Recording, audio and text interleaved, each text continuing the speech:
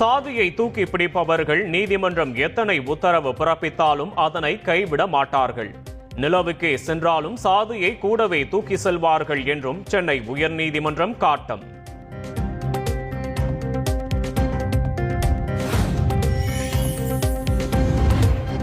நெல்லை மாவட்டம் செட்டிக்குளத்தில் தேர்தல் முன்விரோதத்தில் ஒருவர் வெட்டி கொல்லப்பட்ட சம்பவம்.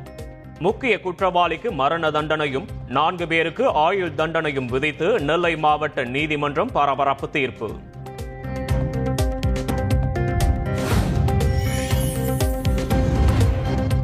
ஆபரண தங்கத்தின் விலை காலையில் குறைந்த நிலையில் மீண்டும் உயர்வு.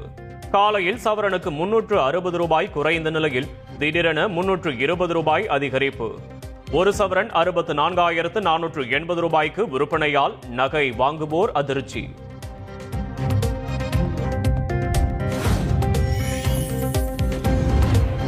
அமெரிக்கா, சீனா உள்ளிட்ட நாடுகள் வர்த்தக போரை தொடங்கியதால் ஏப்ரல் முதல் தங்கம் விலை கடுமையாக உயரும்.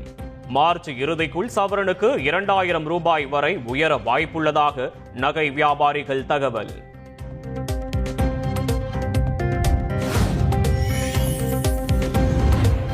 சென்னை எம்ஜிஆர் நகரில் மும்மொழி கொள்கைக்கு ஆதரவாக கையெழுத்து இயக்கம் நடத்திய பாஜக அனுமதி மறுத்து சூழ்ந்து நின்ற போலீசாருடன் தமிழிசை சவுந்தரராஜன் வாக்குவாதம்.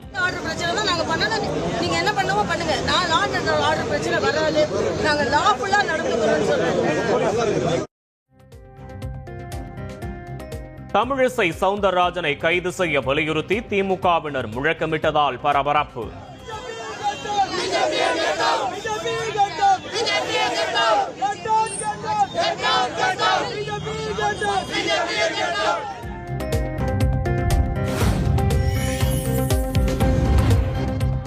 எவ்வளவு நெருக்கடி கொடுத்தாலும் 1 கோடி கையெழுத்து பெறுவது உறுதி என தமிழ்நாடு பாஜக தலைவர் அண்ணாமலை திட்டவட்டம்.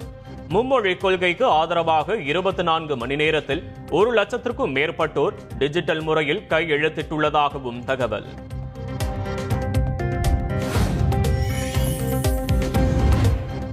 மகாராஷ்டிராவில் உள்ள அனைவரும் மராத்தி மொழியை கற்கவும் பேசவும் வேண்டும் என முதல்வர் தேவேந்திர பட்னாவிஸ் திட்டவட்டம். எல்லோருக்கும் மராத்தி தெரிய அவசியம் இல்லை என்ற RSS பிரமுகரின் பேச்சுக்கு பதிலடி.